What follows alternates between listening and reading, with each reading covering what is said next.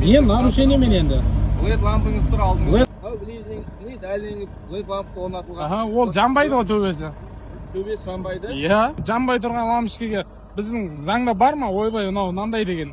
Артыңызда номеріңізді көруге оқшаулап тұрып, Хамутқа толтырамыз. Хамут деп жазып бересіз ба заңда? Бол, Хамут деп жазып беріңіз. Келіспеймін бауырым, смело толтыра бер. Бір ойсыда әртүрлі ізі бар дөңгелегіңіз. Жарық шамдарына LED лампасын орнатып, айыппұлдың құны 86 мың теңге. Хамут тұр. Екі хамут көруге оқшаулап тұр.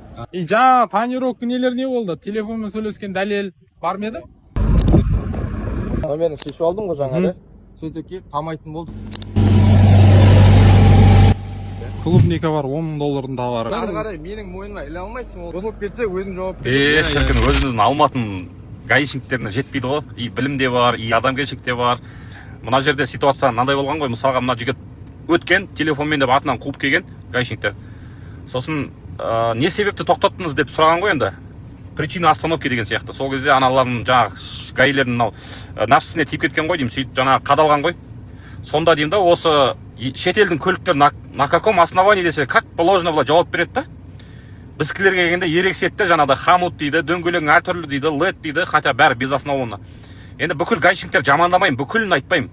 Көп мықты гаишниктер көп. Ол біздің бауырларымыз ғой, бірақ осындай кішкене бір дұрыс емес жігіттер, гаишниктер, транспортниктер, өтініш сендерден. Өзіміздің шопырларға тиіспеңдерші, духтары мықты болса, шетелдің көлігінде тура осылай тиісші, тура мыңдаған причина табасың, бұлай табасың причина, нарушение ше.